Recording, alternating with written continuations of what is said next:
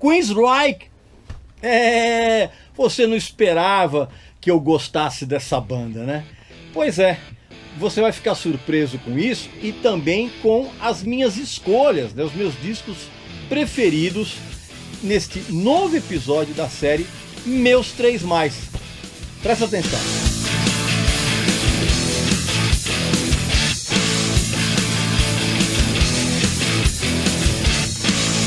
Pois é, meu amigo e minha amiga, neste novo episódio do Meus 3 Mais, eu trago aqui o Queensryche.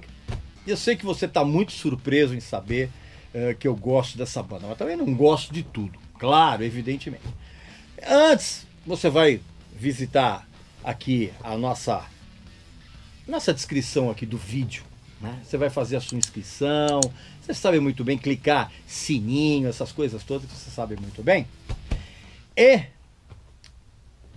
eu vou trazer aqui para vocês meus 3 discos preferidos dessa banda de Seattle. Obviamente que nesse vídeo especificamente eu vou colocar em ordem de preferência. Neste vídeo especificamente. Porque eu vou começar, claro, com Operation Mindcrime. Tá?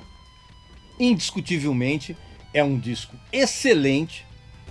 Ainda mais porque depois dos 3 discos muito chatos, que é aquele primeiro, que é auto-intitulado, aí depois tem o The Warning, que é chatíssimo, aquele Rage for Order, que é ainda mais chato, e assim, em cada um deles, assim, com muita boa vontade, eu consigo gostar de umas 2, 3 músicas, né? E são discos assim que são cultuados por quem gosta daquele metal espadinha, né? Aquela coisa toda que você já sabe. Inclusive com aquelas vocalizações esganiçadas do Geoff Tate tentando imitar o Rob Halford, aquela coisa toda. Aí, depois desses 3 discos muito chatos, eles apareceram com um álbum de gente grande, que é esse disco aqui. E esse disco aqui ele foi inteirinho gravado digitalmente. Né? Então a mesa digital, a mixagem foi tudo digital, mesa de 24 canais, na época era uma modernidade total.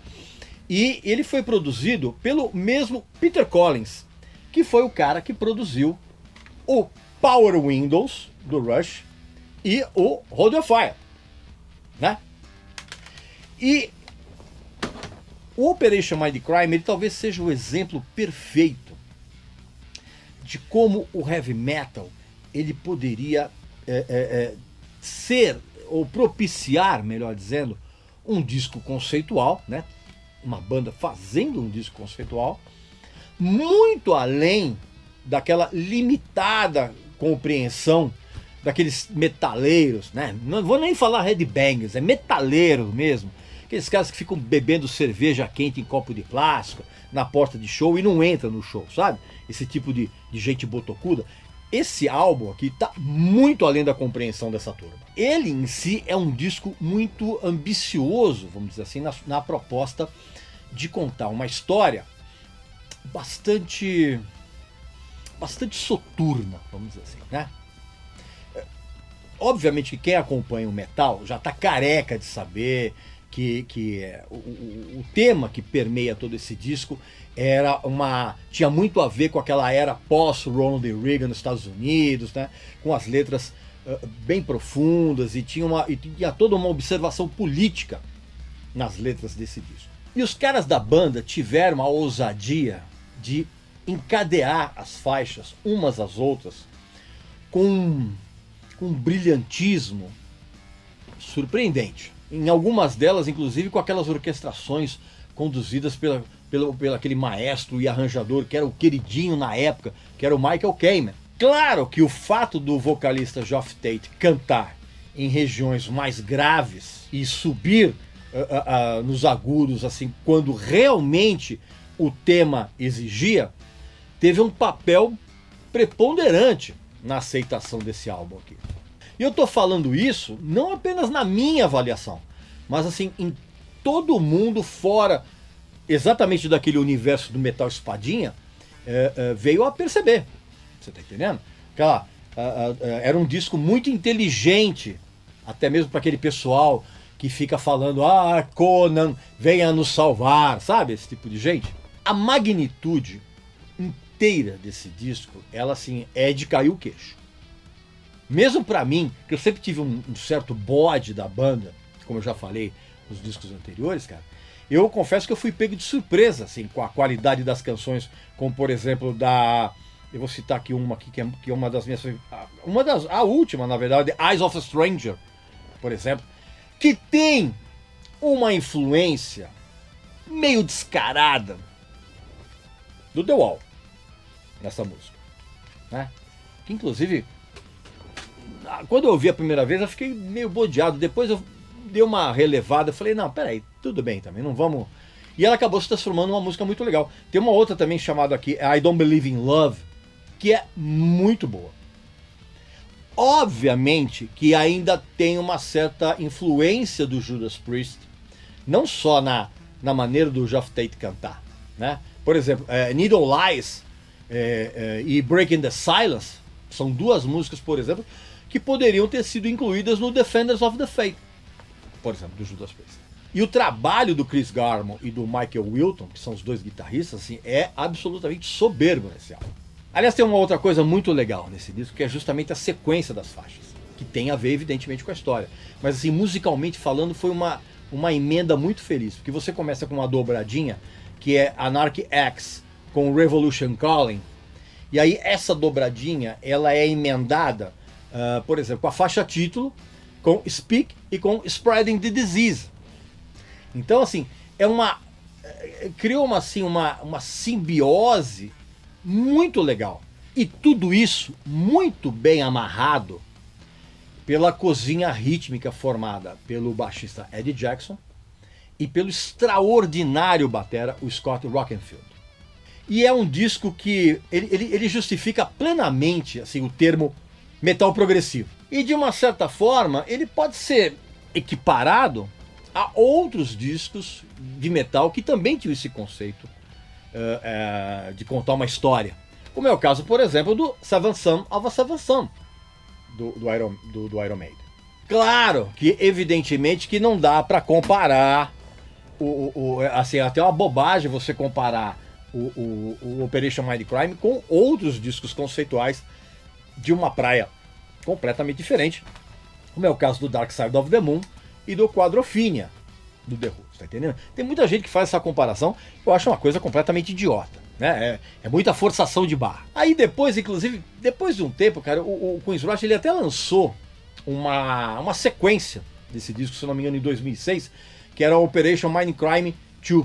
Mas era um negócio que era puramente para enganar os fãs mais babões, você tá entendendo? Assim, um negócio caça-níquel mesmo.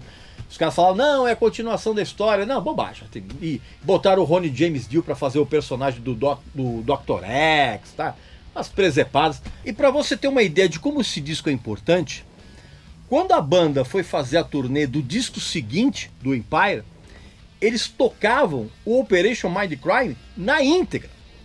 Tá? Pra você ter uma ideia de como era importante isso. E justamente porque eu vou falar do meu segundo álbum preferido na discografia do Queen's Rush, que é o Empire, antes eu tenho um toque sensacional para você. Você que gosta de metal progressivo muito legal, que você acompanhou, por exemplo, a trajetória do Angra, especificamente, você vai adorar esse livro aqui, ó. Memórias dos meus 50 anos, cara. Do baixista, do ex-baixista do Angra, ex-baixista do Xamã, o Luiz Mariucci. É um livro impressionante em termos de detalhes do que rolou nos bastidores, tanto do Angra como do Xamã, e também no livro de uma sinceridade, de uma honestidade impressionante do Luiz Mariucci. Porque ele conta, sem pudor, toda a ascensão que ele teve, a queda vertiginosa que aconteceu com ele e com a família dele, e o renascimento, vamos dizer assim. É um livro impressionante, cara. Ele é muito detalhista e ele é muito sincero. para quem é fã do Angra e para quem adora metal progressivo, é uma obra imprescindível. E você que nos acompanha aqui no canal, você sabe, você tem privilégios.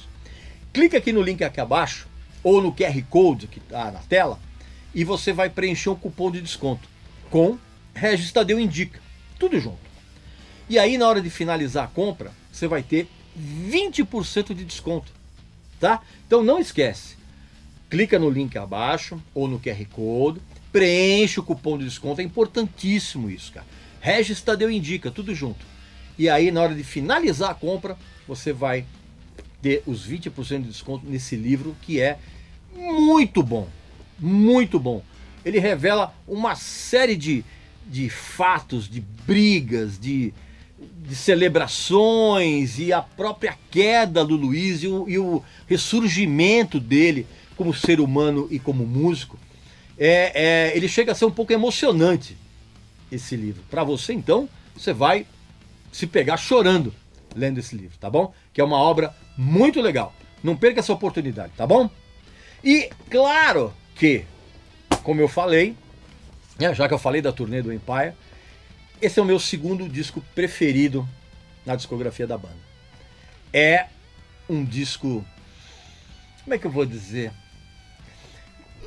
Com o sucesso do Operation Mindcrime, aliás, isso é uma coisa que acontece com toda a banda, com todo artista, cara, que consegue um sucesso enorme. Aí vem o dilema. Como é que eu vou conseguir repetir esse sucesso? Ou vou superar? Ou vou chegar perto? E, evidentemente, se você chegar perto de um disco como Operation Mindcrime é uma coisa impressionante. Mas, cara, depois é impressionante como eles conseguiram isso. E em termos sonoros, pra mim, ele soa... Não um conceito. Conceito é completamente outro. Mas em termos sonoros, cara, ele funciona pra mim como se fosse uma continuação. A abertura do disco já é sensacional. Tem uma música chamada Best I Can, que realmente já mostrava na época que aqueles tempos de gritaria do Geoff Tate assim, tinha ficado para trás. Aí tem essa sequência, por exemplo, como Thin Line. Por exemplo, essa música Thin Line, ela tem um detalhe que sempre me chamou a atenção. É tudo o que o Dream Theater deveria fazer se ele não tivesse um vocalista tão insuportável como o James Labrie. Pode reparar, ouve essa música, cara. É exatamente isso. E aí na sequência veio outra das minhas músicas também favoritas desse disco aqui, que é a Jet City Woman, que é... Como é que eu vou definir? É uma mistura de Van Halen, da fase do Sammy Hagar, com o Marillion, na época do Phish. E, pra mim, soa muito bem essa mistura. E depois tem uma canção chamada Della Brown, que era nitidamente influenciada pelo Tears for Fears, tá? O que também pra mim foi uma boa sacada.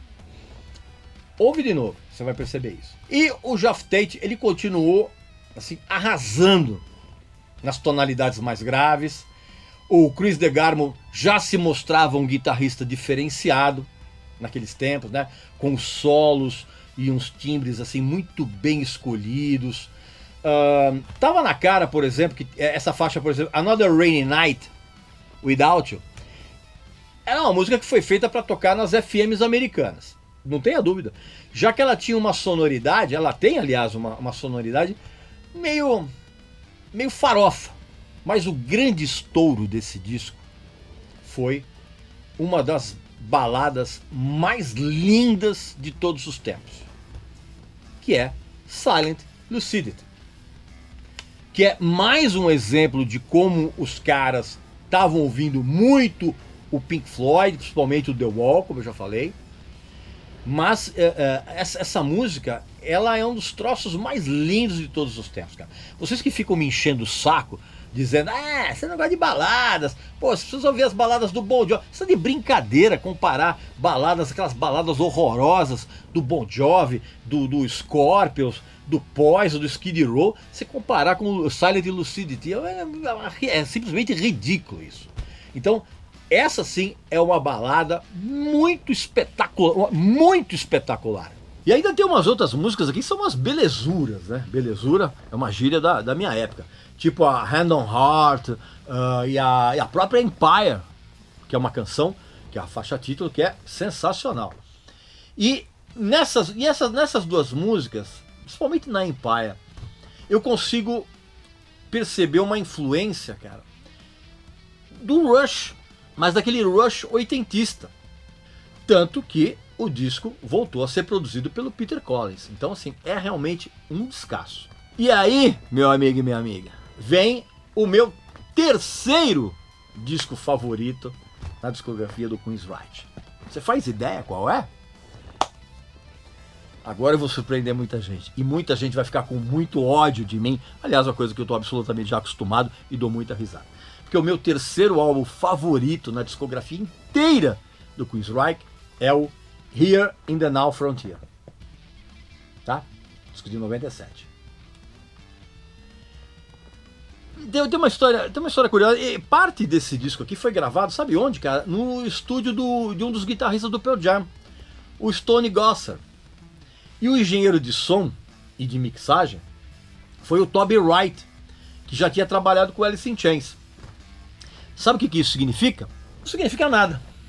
Mas, se você pensar que quando você ouve esse disco, a nítida sensação, a que predomina, é que a banda já buscava capturar a atenção de quem já meio tava meio de saco cheio daqueles nomes do grunge, né? Do grunge, sei lá. E você pode perceber que muitas das faixas desse disco aqui poderiam sim estar num hipotético tributo ao Rush feito pelo Pearl Jam. Só para mostrar como os caras eram bons nessa coisa de escolher a sequência das faixas, que para mim é uma coisa importantíssima dentro do álbum.